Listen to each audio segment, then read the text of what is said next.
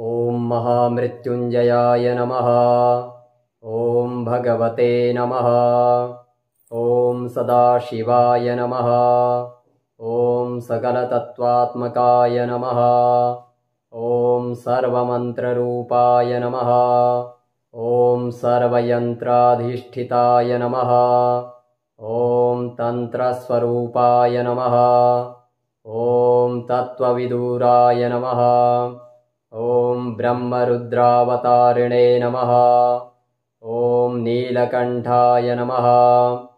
ॐ पार्वतीप्रियाय नमः। ॐ सोमसूर्याग्निलोचनाय नमः। ॐ भस्मोद्धूलितविग्रहाय नमः।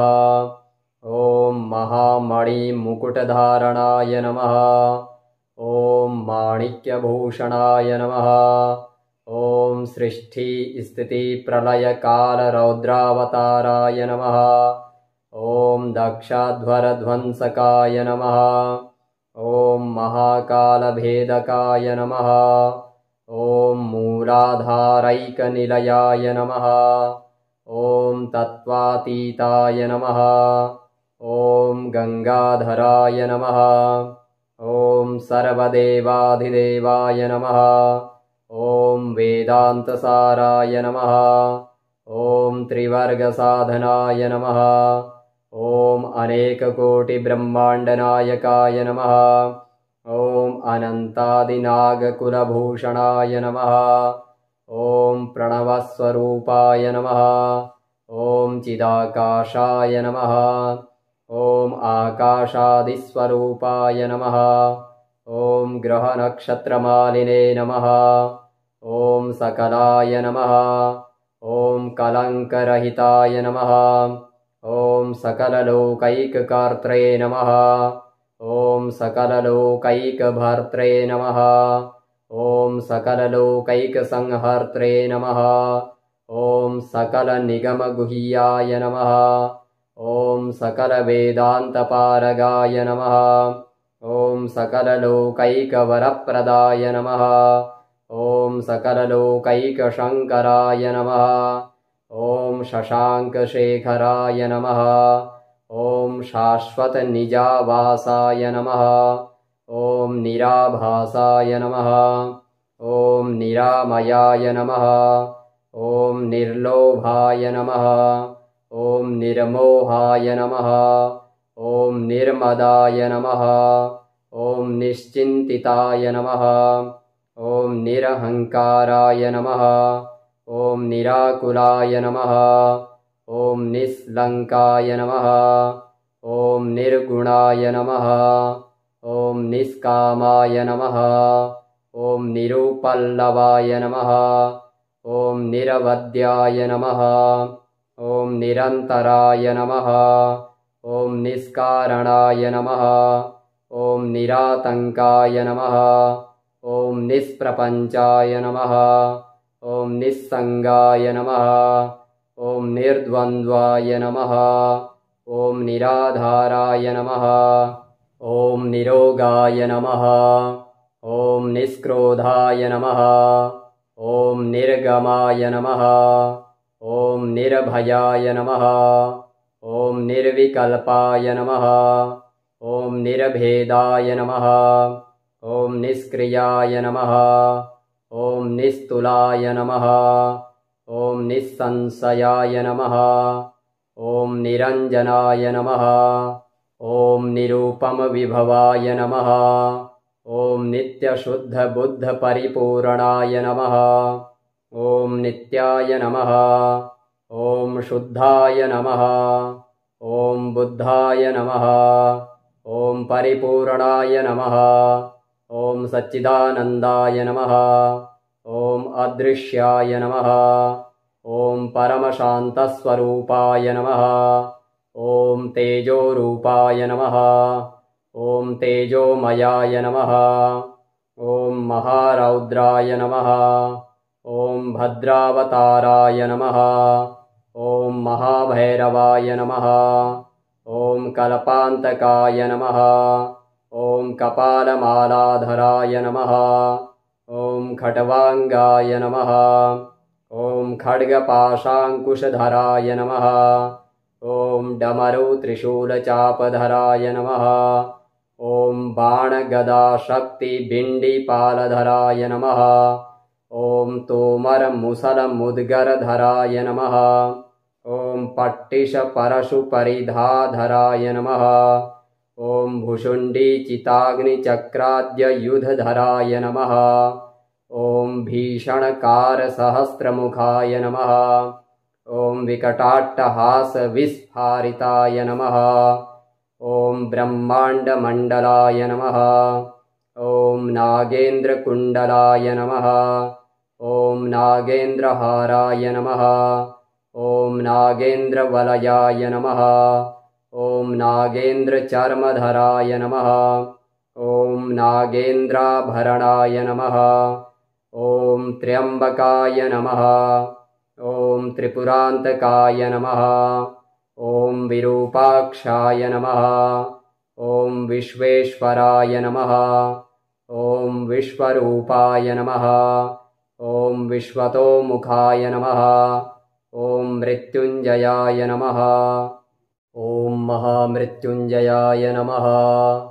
ॐ भगवते नमः। ॐ सदाशिवाय नमः। ॐ सकलतत्त्वात्मकाय नमः। ॐ सर्वमन्त्ररूपाय नमः। ॐ सर्वयन्त्राधिष्ठिताय नमः। ॐ तन्त्रस्वरूपाय नमः। ॐ तत्त्वविदुराय नमः। ॐ ब्रह्मरुद्रावतारिणे नमः। ॐ नीलकण्ठाय नमः। ॐ पार्वतीप्रियाय नमः। ॐ सोमसूर्याग्निलोचनाय नमः। ॐ भस्मोद्धूलितविग्रहाय नमः। ॐ महामणिमुकुटधारणाय नमः। ॐ माणिक्यभूषणाय नमः। ॐ सृष्टिस्थितिप्रलयकालरौद्रावताराय नमः। ॐ दक्षाध्वरध्वंसकाय नमः। ॐ महाकालभेदकाय नमः। ॐ मूलाधारैकनिलयाय नमः। ॐ तत्त्वातीताय नमः। ॐ गङ्गाधराय नमः। ॐ सर्वदेवाधिदेवाय नमः। ॐ वेदान्तसाराय नमः। ॐ त्रिवर्गसाधनाय नमः। ॐ अनेककोटिब्रह्माण्डनायकाय नमः। ॐ अनन्तादिनागकुलभूषणाय नमः। ॐ प्रणवस्वरूपाय नमः। ॐ चिदाकाशाय नमः। ॐ आकाशादिस्वरूपाय नमः। ॐ ग्रहनक्षत्रमालिने नमः। ॐ सकलाय नमः। ॐ कलङ्करहिताय नमः। ॐ सकललोकैककर्त्रे नमः। ॐ सकललोकैकभर्त्रे नमः। ॐ सकललोकैकसंहर्त्रे नमः। ॐ सकलनिगमगुह्याय नमः। ॐ सकलवेदान्तपारगाय नमः। ॐ सकललोकैकवरप्रदाय नमः। ॐ सकललोकैकशङ्कराय नमः। ॐ शशाङ्कशेखराय नमः। ॐ शाश्वतनिजावासाय नमः। ॐ निराभासाय नमः। ॐ निरामयाय नमः। ॐ निर्लोभाय नमः। ॐ निर्मोहाय नमः। ॐ निर्मदाय नमः। ॐ निश्चिन्तिताय नमः। ॐ निरहङ्काराय नमः। ॐ निराकुलाय नमः। ॐ निस्लङ्काय नमः। ॐ निर्गुणाय नमः। ॐ निष्कामाय नमः। ॐ निरुपल्लवाय नमः। ॐ निरवध्याय नमः। ॐ निरन्तराय नमः। ॐ निष्कारणाय नमः। ॐ निरातङ्काय नमः। ॐ निष्प्रपञ्चाय नमः। ॐ निस्सङ्गाय नमः। ॐ निर्द्वन्द्वाय नमः। ॐ निराधाराय नमः। ॐ निरोगाय नमः। ॐ निष्क्रोधाय नमः। ॐ निर्गमाय नमः। ॐ निर्भयाय नमः। ॐ निर्विकल्पाय नमः। ॐ निर्भेदाय नमः। ॐ निष्क्रियाय नमः। ॐ निस्तुलाय नमः। ॐ निस्संशयाय नमः। ॐ निरञ्जनाय नमः। ॐ निरूपमविभवाय नमः। ॐ नित्यशुद्धबुद्धपरिपूर्णाय नमः। ॐ नित्याय नमः। ॐ शुद्धाय नमः। ॐ बुद्धाय नमः। ॐ परिपूर्णाय नमः। ॐ सच्चिदानन्दाय नमः। ॐ अदृश्याय नमः। ॐ परमशान्तस्वरूपाय नमः।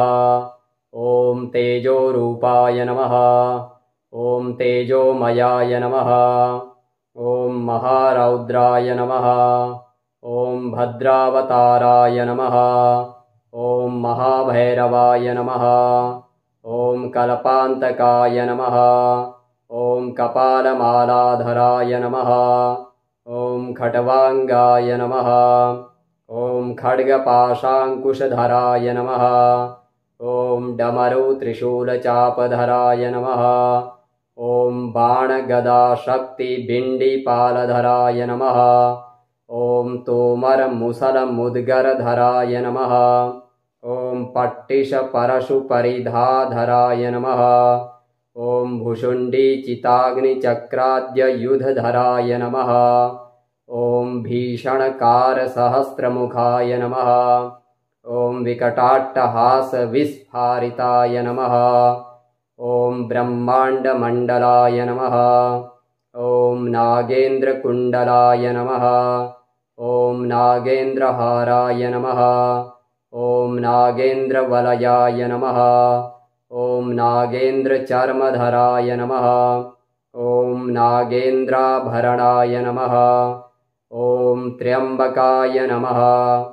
ॐ त्रिपुरान्तकाय नमः। ॐ विरूपाक्षाय नमः।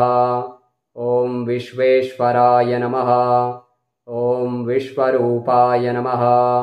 ॐ विश्वतोमुखाय नमः। ॐ मृत्युञ्जयाय नमः। ॐ महामृत्युञ्जयाय नमः। ॐ भगवते नमः। ॐ सदाशिवाय नमः। ॐ सकलतत्त्वात्मकाय नमः। ॐ सर्वमन्त्ररूपाय नमः। ॐ सर्वयन्त्राधिष्ठिताय नमः। ॐ तन्त्रस्वरूपाय नमः। ॐ तत्त्वविदुराय नमः। ॐ ब्रह्मरुद्रावतारिणे नमः। ॐ नीलकण्ठाय नमः। ॐ पार्वतीप्रियाय नमः। ॐ सोमसूर्याग्निलोचनाय नमः। ॐ भस्मोद्धूलितविग्रहाय नमः। ॐ महामणिमुकुटधारणाय नमः। ॐ माणिक्यभूषणाय नमः। ॐ सृष्टिस्थितिप्रलयकालरौद्रावताराय नमः। ॐ दक्षाध्वरध्वंसकाय नमः। ॐ महाकालभेदकाय नमः। ॐ मूलाधारैकनिलयाय नमः। ॐ तत्त्वातीताय नमः। ॐ गङ्गाधराय नमः। ॐ सर्वदेवाधिदेवाय नमः। ॐ वेदान्तसाराय नमः। ॐ त्रिवर्गसाधनाय नमः। ॐ अनेककोटिब्रह्माण्डनायकाय नमः। ॐ अनन्तादिनागकुलभूषणाय नमः। ॐ प्रणवस्वरूपाय नमः। ॐ चिदाकाशाय नमः। ॐ आकाशादिस्वरूपाय नमः। ॐ ग्रहनक्षत्रमालिने नमः। ॐ सकलाय नमः। ॐ कलङ्करहिताय नमः। ॐ सकललोकैककर्त्रे नमः। ॐ सकललोकैकभर्त्रे नमः। ॐ सकललोकैकसंहर्त्रे नमः। ॐ सकलनिगमगुह्याय नमः। ॐ सकलवेदान्तपारगाय नमः। ॐ सकललोकैकवरप्रदाय नमः। ॐ सकललोकैकशङ्कराय नमः। ॐ शशाङ्कशेखराय नमः। ॐ शाश्वतनिजावासाय नमः। ॐ निराभासाय नमः। ॐ निरामयाय नमः। ॐ निर्लोभाय नमः। ॐ निर्मोहाय नमः। ॐ निर्मदाय नमः। ॐ निश्चिन्तिताय नमः। ॐ निरहङ्काराय नमः। ॐ निराकुलाय नमः। ॐ निस्लङ्काय नमः। ॐ निर्गुणाय नमः। ॐ निष्कामाय नमः। ॐ निरुपल्लवाय नमः। ॐ निरवध्याय नमः। ॐ निरन्तराय नमः। ॐ निष्कारणाय नमः। ॐ निरातङ्काय नमः। ॐ निष्प्रपञ्चाय नमः। ॐ निस्सङ्गाय नमः। ॐ निर्द्वन्द्वाय नमः। ॐ निराधाराय नमः। ॐ निरोगाय नमः। ॐ निष्क्रोधाय नमः। ॐ निर्गमाय नमः। ॐ निर्भयाय नमः। ॐ निर्विकल्पाय नमः। ॐ निर्भेदाय नमः। ॐ निष्क्रियाय नमः। ॐ निस्तुलाय नमः। ॐ निस्संशयाय नमः। ॐ निरञ्जनाय नमः। ॐ निरूपमविभवाय नमः। ॐ नित्यशुद्धबुद्धपरिपूर्णाय नमः। ॐ नित्याय नमः। ॐ शुद्धाय नमः। ॐ बुद्धाय नमः। ॐ परिपूर्णाय नमः। ॐ सच्चिदानन्दाय नमः। ॐ अदृश्याय नमः। ॐ परमशान्तस्वरूपाय नमः। ॐ तेजोरूपाय नमः। ॐ तेजोमयाय नमः। ॐ महारौद्राय नमः। ॐ भद्रावताराय नमः। ॐ महाभैरवाय नमः। ॐ कल्पान्तकाय नमः। ॐ कपालमालाधराय नमः। ॐ खट्वाङ्गाय नमः। ॐ खड्गपाशाङ्कुशधराय नमः। ॐ डमरुत्रिशूलचापधराय नमः। ॐ बाणगदाशक्तिबिण्डिपालधराय नमः। ॐ तोमरमुसलमुद्गरधराय नमः। ॐ पट्टिशपरशुपरिधाधराय नमः। ॐ भुशुण्डीचिताग्निचक्राद्ययुधधराय नमः। ॐ भीषणकारसहस्रमुखाय नमः। ॐ विकटाट्टहासविस्फारिताय नमः। ॐ ब्रह्माण्डमण्डलाय नमः। ॐ नागेन्द्रकुण्डलाय नमः। ॐ नागेन्द्रहाराय नमः। ॐ नागेन्द्रवलयाय नमः। ॐ नागेन्द्रचर्मधराय नमः। ॐ नागेन्द्राभरणाय नमः। ॐ त्र्यम्बकाय नमः। ॐ त्रिपुरान्तकाय नमः। ॐ विरूपाक्षाय नमः। ॐ विश्वेश्वराय नमः। ॐ विश्वरूपाय नमः। ॐ विश्वतोमुखाय नमः। ॐ मृत्युञ्जयाय नमः। ॐ महामृत्युञ्जयाय नमः। ॐ भगवते नमः। ॐ सदाशिवाय नमः। ॐ सकलतत्त्वात्मकाय नमः। ॐ सर्वमन्त्ररूपाय नमः। ॐ सर्वयन्त्राधिष्ठिताय नमः। ॐ तन्त्रस्वरूपाय नमः। ॐ तत्त्वविदुराय नमः। ॐ ब्रह्मरुद्रावतारिणे नमः। ॐ नीलकण्ठाय नमः। ॐ पार्वतीप्रियाय नमः। ॐ सोमसूर्याग्निलोचनाय नमः। ॐ भस्मोद्धूलितविग्रहाय नमः। ॐ महामणिमुकुटधारणाय नमः। ॐ माणिक्यभूषणाय नमः। ॐ सृष्टिस्थितिप्रलयकालरौद्रावताराय नमः। ॐ दक्षाध्वरध्वंसकाय नमः। ॐ महाकालभेदकाय नमः। ॐ मूलाधारैकनिलयाय नमः। ॐ तत्त्वातीताय नमः। ॐ गङ्गाधराय नमः। ॐ सर्वदेवाधिदेवाय नमः। ॐ वेदान्तसाराय नमः। ॐ त्रिवर्गसाधनाय नमः। ॐ अनेककोटिब्रह्माण्डनायकाय नमः।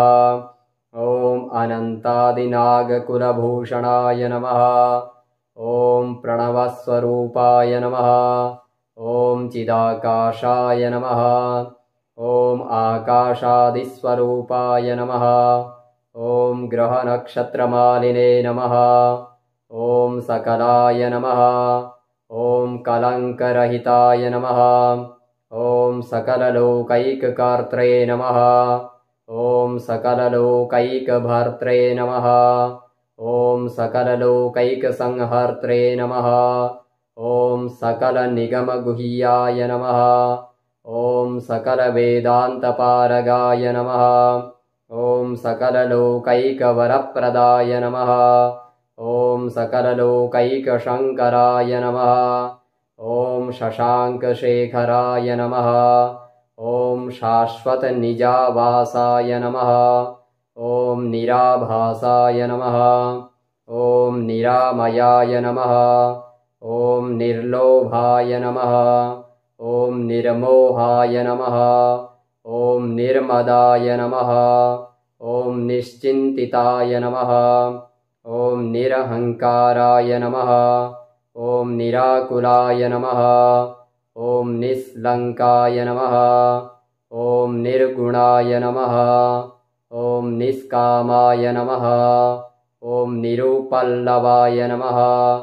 ॐ निरवद्याय नमः। ॐ निरन्तराय नमः। ॐ निष्कारणाय नमः। ॐ निरातङ्काय नमः। ॐ निष्प्रपञ्चाय नमः। ॐ निस्सङ्गाय नमः। ॐ निर्द्वन्द्वाय नमः। ॐ निराधाराय नमः। ॐ निरोगाय नमः। ॐ निष्क्रोधाय नमः। ॐ निर्गमाय नमः। ॐ निर्भयाय नमः। ॐ निर्विकल्पाय नमः। ॐ निर्भेदाय नमः। ॐ निष्क्रियाय नमः।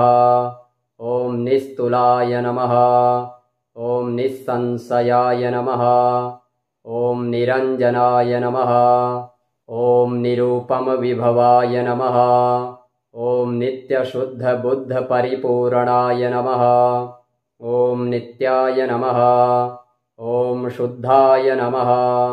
ॐ बुद्धाय नमः। ॐ परिपूर्णाय नमः।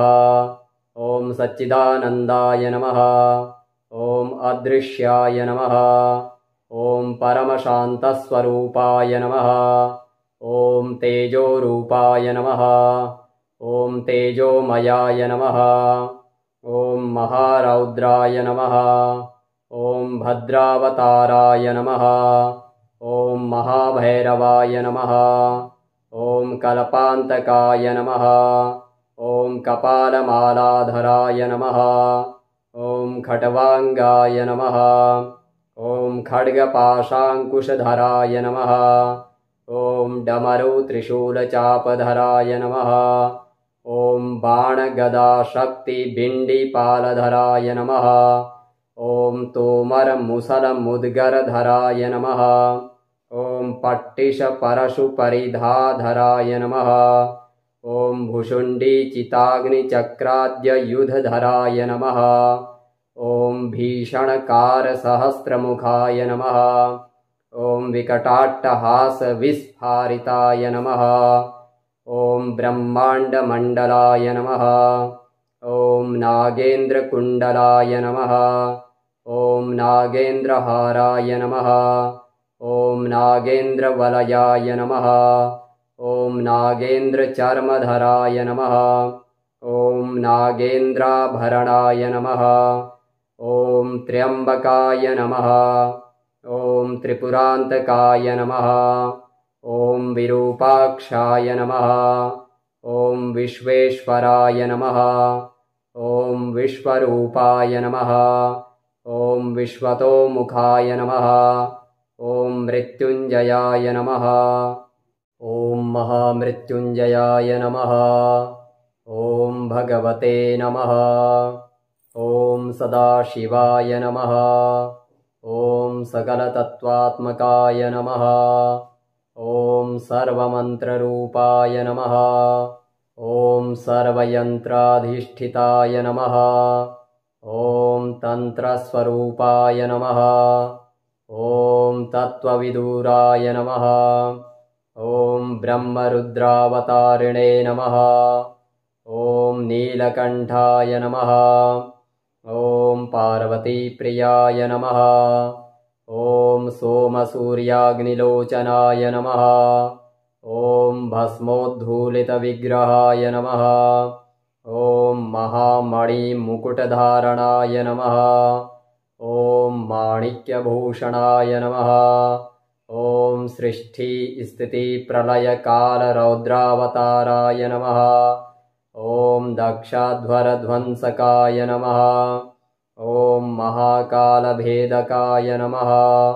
ॐ मूलाधारैकनिलयाय नमः। ॐ तत्त्वातीताय नमः। ॐ गङ्गाधराय नमः। ॐ सर्वदेवाधिदेवाय नमः। ॐ वेदान्तसाराय नमः। ॐ त्रिवर्गसाधनाय नमः। ॐ अनेककोटिब्रह्माण्डनायकाय नमः। ॐ अनन्तादिनागकुलभूषणाय नमः। ॐ प्रणवस्वरूपाय नमः। ॐ चिदाकाशाय नमः।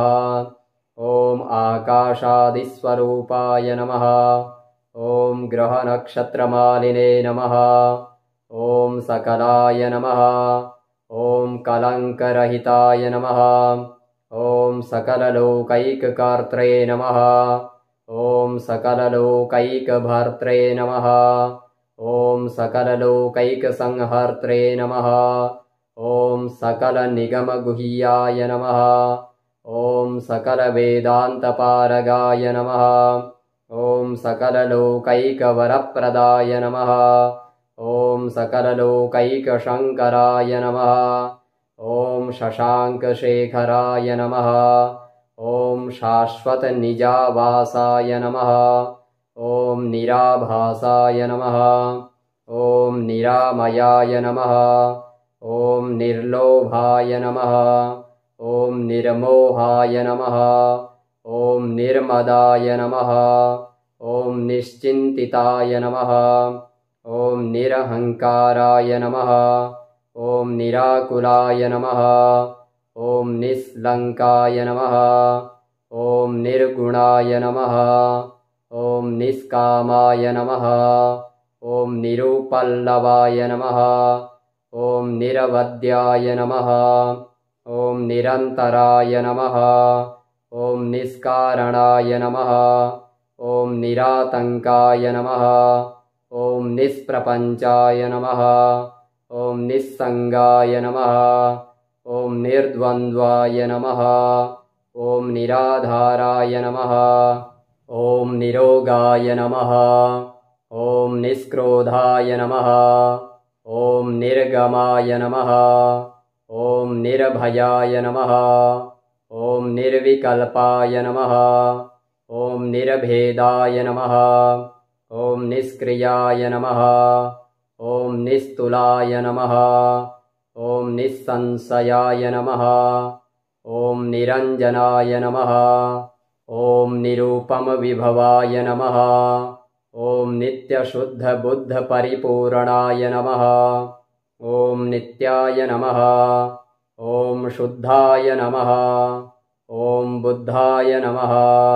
ॐ परिपूर्णाय नमः। ॐ सच्चिदानन्दाय नमः। ॐ अदृश्याय नमः। ॐ परमशान्तस्वरूपाय नमः। ॐ तेजोरूपाय नमः। ॐ तेजोमयाय नमः।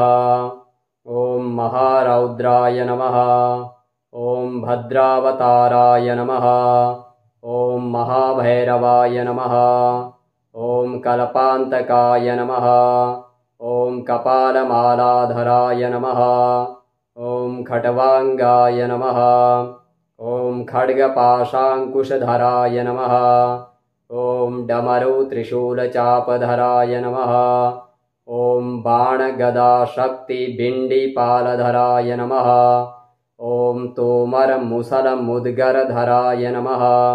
ॐ पट्टिशपरशुपरिधाधराय नमः। ॐ भुशुण्डीचिताग्निचक्राद्ययुधधराय नमः। ॐ भीषणकारसहस्रमुखाय नमः। ॐ विकटाट्टहासविस्फारिताय नमः। ॐ ब्रह्माण्डमण्डलाय नमः। ॐ नागेन्द्रकुण्डलाय नमः। ॐ नागेन्द्रहाराय नमः। ॐ नागेन्द्रवलयाय नमः। ॐ नागेन्द्रचर्मधराय नमः। ॐ नागेन्द्राभरणाय नमः। ॐ त्र्यम्बकाय नमः। ॐ त्रिपुरान्तकाय नमः। ॐ विरूपाक्षाय नमः। ॐ विश्वेश्वराय नमः। ॐ विश्वरूपाय नमः। ॐ विश्वतोमुखाय नमः। ॐ मृत्युञ्जयाय नमः।